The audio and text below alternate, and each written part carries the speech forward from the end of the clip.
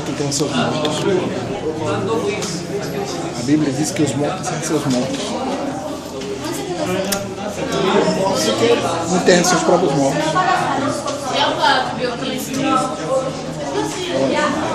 Por favor, haga la lista, no se olviden. Voy a hacer. Permiso, doctora. Não, Rodrigo, vamos. Na classe?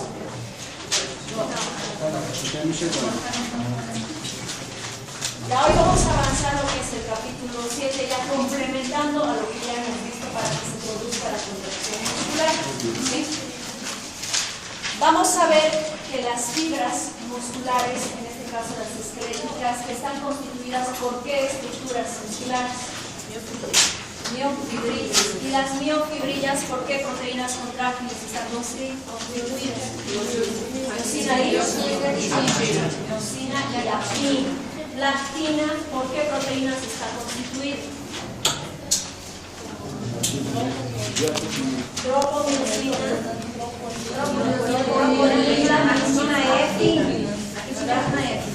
Vamos a ver luego que la miosina, ¿cuántas moléculas de miosina pueden formar fundamento de miosina? 200. Si despierten, yo sé que es que ahora da sueño después de comer, pero igual despierten, ¿sí? Luego, vamos a ver aquí otro término, el denominado la unión neuromuscular, ¿sí? Que es otro paso para que se produzca la contracción muscular. Aquí vamos a ver que las fibras musculares van a estar inervadas con otras fibras nerviosas. En este caso, para simplificar, solo vamos a hablar de las mielinizadas.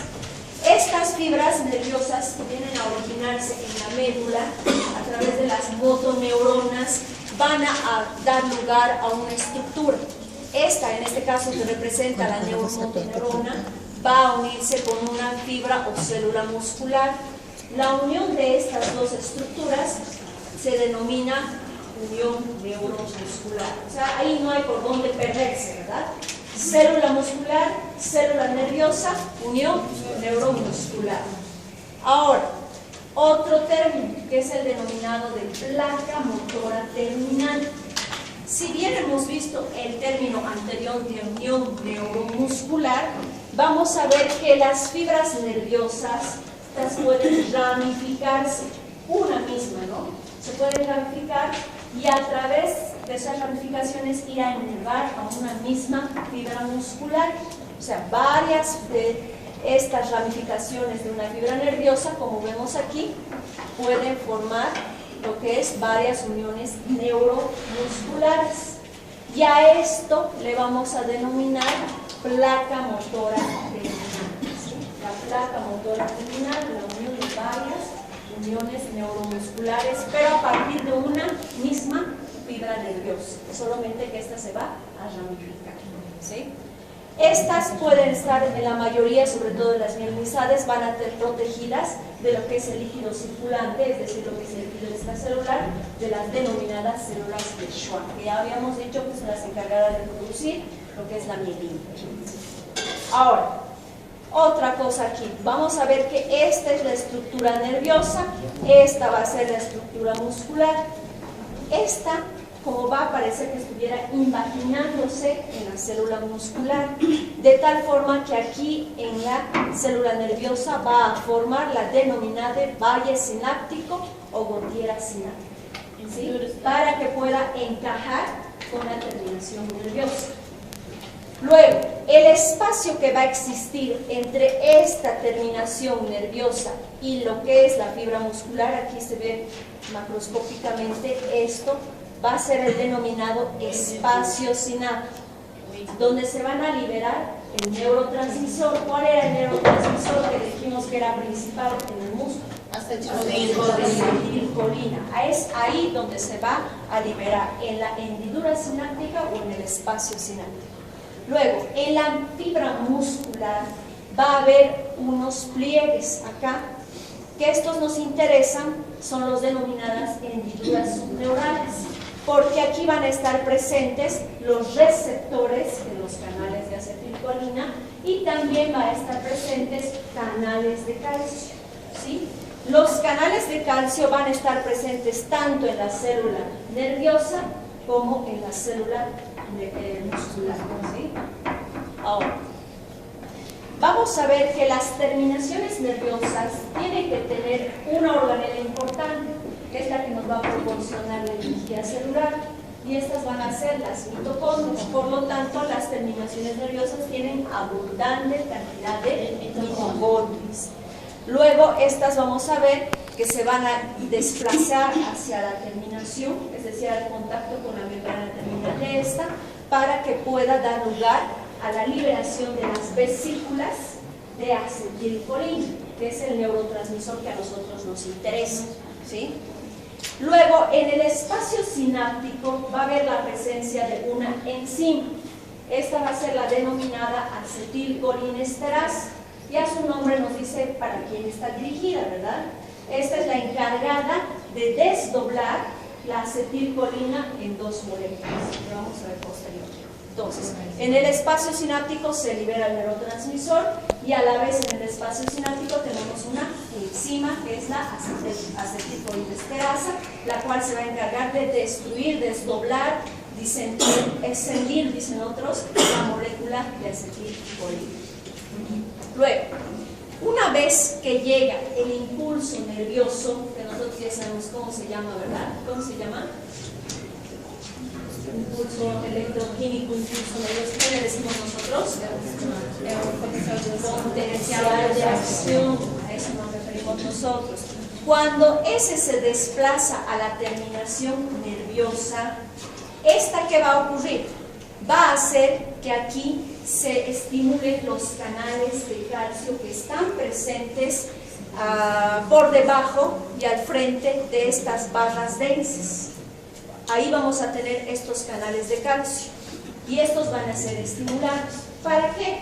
Finalmente, para que estos puedan liberar 125 vesículas de acetilcolina. Esa es la cantidad que nosotros necesitamos para que pueda estimularse a la célula muscular. 125 vesículas de acetilcolina. ¿Sí? Ahora, ¿esta de qué nos sirve? Esta estructura de barra densa, nada más para fijarnos dónde se encuentran los canales de calcio en la célula nerviosa. Ahora, una vez que el potencial de acción se transmite por toda esta fibra nerviosa, entonces va a hacer que se abran los canales de calcio, ¿sí? Estos canales de calcio van a estar presentes por acá, se abren, permiten la entrada del calcio hacia el interior de la célula nerviosa. Ahorita estoy hablando solo de célula nerviosa. Entran y van a ser los encargados de estimular que todas las vesículas de acetilcolina se acerquen a esta terminación nerviosa. Es decir, del subcitosol van a venir y se van a desplazar hacia el extremo de la célula nerviosa. ¿Quién va a ser el encargado de estimular eso? Los iones de calcio. ¿Sí? Los iones de calcio hacen que todas estas vesículas se desplacen hacia la terminación nerviosa. ¿Para qué? Para botar, expulsar mediante el proceso que ustedes ya conocen de exocitosis las moléculas de acetilcolina, o sea, el neurotransmisor. Luego, una vez que se liberan las moléculas de acetilcolina por parte de la célula nerviosa, estas van a ir hacia los canales denominados canales de acetilcolina, que ya hemos dicho que tienen en la parte superior receptores. Estos receptores, al hacer contacto con las moléculas de acetilcolina, van a permitir la apertura de estos canales. ¿Y qué iones pasan por estos canales de acetilcolina?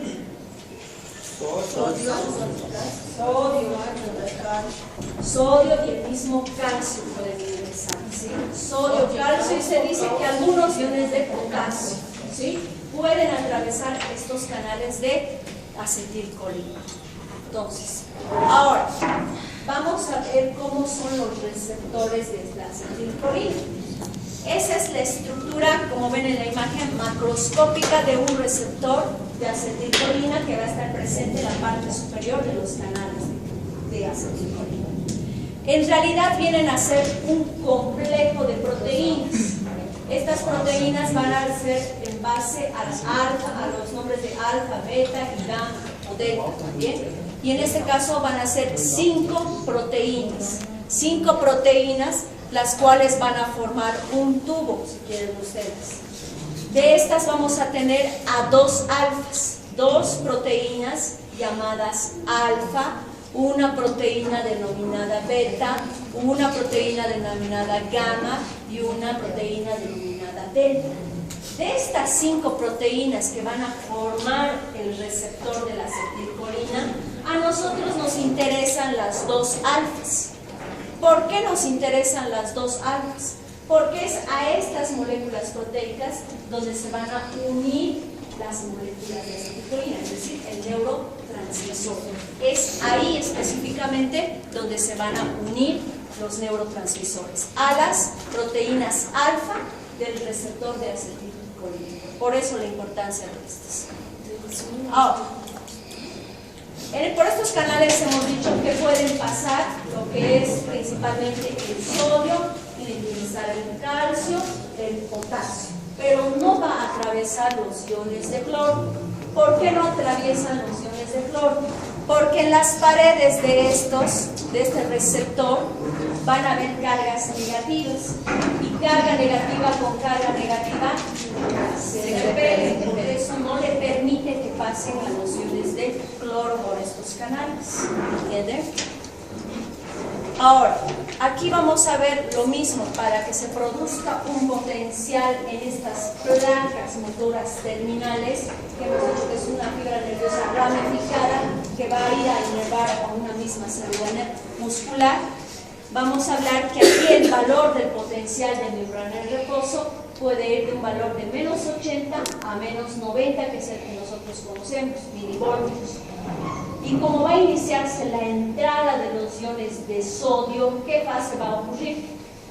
¿Qué fase del potencial de acción se caracteriza por la apertura de los, por la entrada de los iones de sodio? La despolarización. En este caso, estamos que son los canales de acetilcolina los que van a permitir la entrada de sodio al interior de la célula muscular. Por lo tanto, se inicia la fase de despolarización en la célula muscular. De un valor en promedio de menos 80 a menos 90, va a ir hacia un valor más positivo, ¿sí? En este caso, cuando se está dando la fase de despolarización, vamos a ver que estos canales no van a permitir la salida del potasio, porque la característica de la fase de despolarización es la entrada de los iones de sodio, no la entrada de los iones de potasio. Sin embargo, ¿qué es lo que va a ocurrir después de la despolarización? ¿Qué otra fase sigue?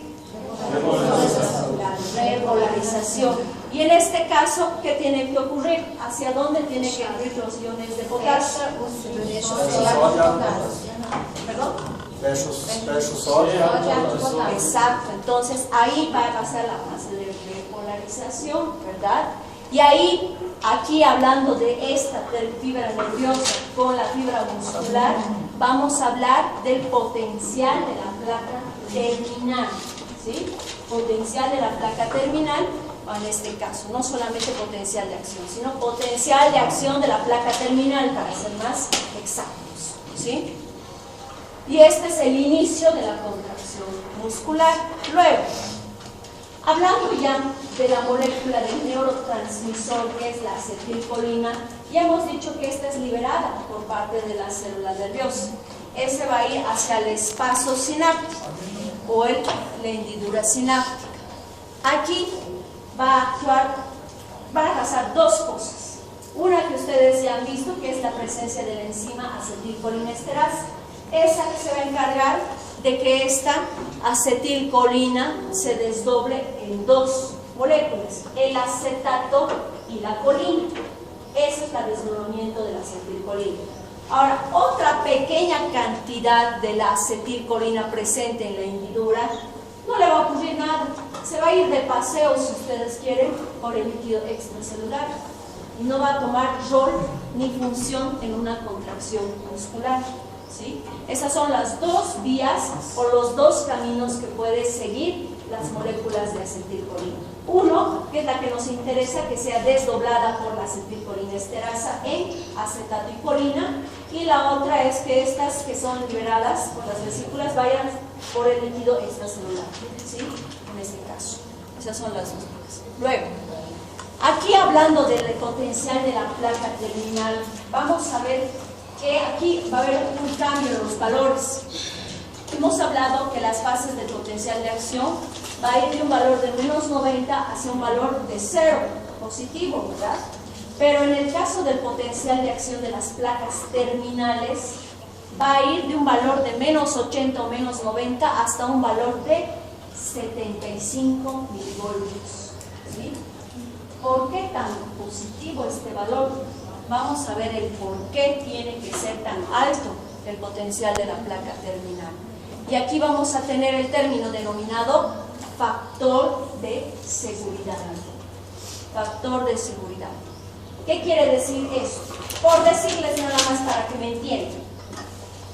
Para que se produzca el potencial de acción, se requiere que el valor de menos 80 a menos 90 solamente llegue a un valor de más 10 milivoltios nada más. Y con eso basta para que se produzca un potencial de acción, o sea que se estimule la célula. Pero ¿qué va a ocurrir? Esos datos ya lo tiene en su información genética, que con esa cifra de más 10 milivoltios es suficiente para estimular a la célula. Pero no va a obtener no lo va a elevar hasta los más 10 milivoltios, sino que lo va a elevar hasta este valor de 75 milivoltios para asegurarse de que cualquier cosa que ocurra a su alrededor, no importe, tenga que estimularse sí o sí. O sea, 3 veces el valor que requiere va a utilizar para que exista siempre la estimulación de la fibra nerviosa y obviamente la fibra muscular. A eso se le denomina factor de seguridad. Va a utilizar 3 veces el valor que requiere para estimular a dicha célula. ¿Esta parte está entendida o no está entendida? No. Ya.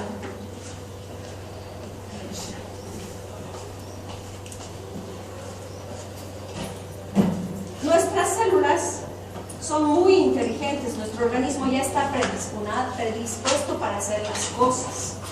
Entonces, ¿qué va a hacer? En esta célula vamos a ver que nosotros conocemos, ¿qué es esto? ¿Qué fase va a ser esto? La fase de reposo. Aquí, ¿cuánto valor en voltaje tiene? Menos 90 milivoltios. Ya, menos 90 que nosotros conocemos ya. Puede ser también de menos 80 en algunas células musculares, ¿sí? Para que esta célula sea estimulada, o esté, si quieren ustedes, despierta, tiene que ir a un valor positivo, que siempre habíamos dicho que puede ser hasta 0 milivoltios, ¿verdad? Ahora, ¿qué ocurre en estas células que forman la placa motora terminal? Estas, por decirles, normalmente van a requerir 15 milivoltios. Basta que llegue hasta este valor para que nosotros digamos que se ha ejecutado el potencial de acción. Con eso es suficiente, ¿sí? Para estas células. Pero como nuestro organismo tiene esto que se denomina factor de seguridad, porque puede ocurrir que alrededor haya situaciones que no permitan que se dé este valor, solo le permitan que llegue hasta este valor, por decirlo. Entonces puede haber el riesgo de que no se produzca el potencial de acción, ¿verdad? Entonces, si no produce el potencial de acción, no se estimula la célula. Entonces, como nuestro cuerpo es muy inteligente, dice, no, pues yo no voy a permitir que llegue a este valor nomás, le voy a aumentar mucho más el valor. En este ejemplo, 3 veces más. ¿Cuánto sería? Digamos con 45. Yo voy a hacer que esta célula llegue a este valor para asegurarme de que ningún artefacto externo vaya a prohibir y cortar la estimulación de la célula. A eso se denomina el factor de seguridad, ¿sí? O sea, le va a aumentar el valor que requiere para que nadie pueda inhibir el proceso de la estimulación. Garantiza, esa es la palabra, garantiza la estimulación de la célula para que se efectúe la contracción. Ese es el factor de seguridad. Para asegurar 45 milivoltios pelo positivo. Claro, La fase de despolarización siempre es positiva, ¿sí? Aquí, este es mi ejemplo. Hasta cero, pero te hablo, hasta cero. Sí. Ese es el ejemplo que nosotros tenemos. Por eso te decía, aquí cuando hablemos de la placa motora terminal, tiene que llegar hasta 75. Ahí dice de 50 a 75 milivoltios. Este es mi ejemplo nada más de 45 para que ustedes me entiendan, ¿sí? Entonces, ese es en el caso de la placa motora. En el caso de estos 45 sería lo umbral de estimulación. El umbral de estimulación es al principio de la despolarización, recuerda, ¿sí? Entonces, ya tenemos el término de fatiga muscular, ¿verdad? Ahora, estas vamos a ver también que existe la posibilidad de que exista mayor frecuencia de estímulos nerviosos, tantos como por decirles unas 100 veces por segundo, que en él no le va a dar tiempo a la célula de que pueda expandir las moléculas de acetilcolina. Entonces, aquí va a haber menor cantidad de vesículas en el espacio sináptico, es decir, no permite que todas las vesículas que deben de liberar la cantidad de acetilcolina lleguen. ¿Cuántas vesículas requerimos necesariamente para que se pueda estimular la célula nerviosa?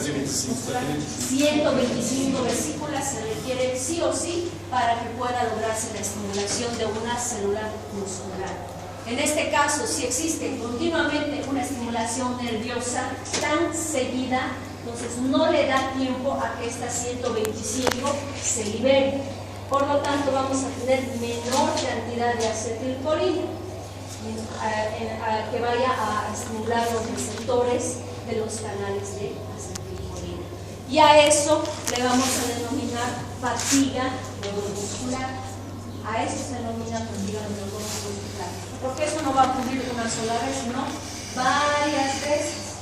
Y como no tenemos la cantidad necesaria de moléculas de acetilcolina, entonces todo el tiempo va a estar tratando de liberar la cantidad que requiere. O que passa nesse? ¿Qué? O que passa nesse quando escalando e que ocorre? Ahí vamos a ver qué va a pasar. Se van a ver. Los espasmos están relacionados con eso. Los espasmos están relacionados con este tipo de patologías. Ahora, de aquí vamos a ver ya la formación de la acetilcolina. Ya tenemos la idea qué función tiene la acetilcolina, dónde va a ir a activar. Ahora vamos a ir un poquito más atrás. Estas se van a formar dentro del aparato de Golgi, ¿sí? Dentro del aparato de Golgi de la célula nerviosa es donde se van a empaquetar las moléculas de acetilcolina y estas las van a colocar en el interior de las vesículas de acetilcolina. De tal forma que todas las terminaciones nerviosas pueden llegar a producir hasta 300.000 vesículas de acetilcolina cada célula nerviosa, ¿sí? Pero de las 300.000 que ustedes van a ver que pueden formar, ¿cuántas nada más requerimos nosotros? 125. De esas va a escoger a las mejores, va a decir ustedes de 125 van a participar en el proceso de la estimulación de la célula muscular. Y aún así vamos a ver que cada vesícula de acetilcolina va a tener la cantidad de 10.000 neurotransmisores. Entonces, solamente 10.000, imagínense, por cada vesícula, y son 125. Entonces, es gran cantidad de neurotransmisores que van a participar para estimular a la célula muscular, ¿sí? Entonces, son 3 datos que tenemos en cuanto a cifras. Cada célula nerviosa va a formar 300.000 vesículas de acetilcolina. De estas 300.000, solo se utilizan 125 y cada vesícula tiene 10.000 moléculas de neurotransmisor, que es la acetilcolina, ¿no? Para que estimulen a la célula nerviosa. Luego, ya aquí vamos a ver que cuando hemos dicho que existen canales de calcio tanto en la célula nerviosa y canales de calcio en la célula muscular. En el caso de la célula nerviosa hemos dicho que cuando se introduce el calcio al interior de la célula, este va a permitir que todas las vesículas de acetilcolina vayan hacia la terminación para que éstas puedan liberar su contenido al espacio sináptico. Pero ¿qué ocurre en la célula muscular? Estas van a ingresar por los canales de acetilcolina. ¿Para qué? ¿Dónde tienen que ir a refugiarse? ¿Qué tienen que hacer los iones de calcio con las proteínas contráctiles? ¿Qué hacen los iones de calcio con las proteínas contráctiles?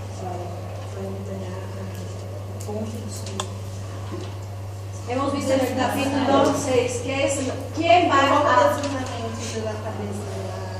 Pós-ativos, vasos que têm los iones de calcio estimulan para que los puentes cruzados de la miosina vayan a hacer contacto con los puntos activos de las proteínas G de los filamentos de actina. Y entonces se va a producir el proceso de la contracción, se va a producir el deslizamiento de los filamentos. Por eso nos interesa que entre tanto a la célula nerviosa como a la célula muscular los iones de calcio, ¿sí? Los iones de calcio. Luego, ¿qué más? En el caso, una vez que las vesículas sinápticas liberan ya su contenido de la neurotransmisora al espacio sináptico, nuevamente se van a formar las vesículas para que otra vez vayan a ser depositadas en el citosol. Es decir, ¿se acuerdan que hemos nombrado el proceso de endocitosis? Aquí se va a producir el proceso de endocitosis en las terminaciones nerviosas. Aquí vamos a tener la presencia de una proteína que va a permitir que la membrana de las terminaciones nerviosas se invagine. Esta va a ser el rol de la clatrina. ¿Se acuerdan de la clatrina? Hemos visto en el capítulo... ¿Qué capítulo? Capítulo 2. En el capítulo 2, en la clatrina. Entonces, la presencia de esta clatrina va a permitir que estas membranas se invaginen hacia el interior de la célula, de tal forma que estas invaginaciones luego se fundan y formen una vesícula. Y esta vesícula se va a ir hacia el citosol de la célula nerviosa, hasta que nuevamente se requieren las vesículas para estimular a la célula nerviosa. Cuando quieren estimular nuevamente del citosol, van a ir hacia la terminación y van a liberar a las vesículas, a la acetilcolina en el espacio sináptico, ¿sí? Entonces todo es un proceso continuo. Vienen las vesículas, liberan su contenido, otra vez se forman nuevas vesículas, van al citosol. Del citosol cuando se requiere, otra vez bajan hacia la terminación, liberan su contenido, otra vez se forman nuevas vesículas de acetilcolina. Eso es lo que ocurre para la contracción muscular, ¿sí? Ahora, tres grupos de fármacos que vamos a ver en relación a este neurotransmisor. Y van a ser los que se parecen o toman el rol de acetilcolina. Y estos van a ser el denominado betacolina, el carbacol y la nicotina. Estos van a ser el rol de acetilcolina. Puede ser que ocurran dos cosas. Cuando estos fármacos están presentes en el espacio sináptico, estas pueden ser desdobladas por la acetilcolinesterasa porque se parecen en forma lenta y progresiva, ¿sí? De tal forma que el efecto pueda durar varias horas. O bien, no permiten que la acetilcolinesterasa se acerque, entonces estas se van a acumular en el espacio sináptico sin que tenga ningún efecto sobre la célula muscular. Entonces es en forma de que va a bloquear la acción de la acetilcolina. Pero existen otros fármacos, así va a producirse los espasmos musculares que decía su compañero. Pero hay otros que van a encargarse de inhibir, bloquear o destruir a la enzima, que es la acetilcolinesterasa. Y estos van a hacer lo que es la fisostigmina, neostigmina y el fluorato de isopropilo. Los dos primeros van a tener menor efecto. Su efecto va a durar solamente unas cuantas horas. Pero el último, lo que es el fluorofosfato de isopropilo, su efecto puede ser por semanas.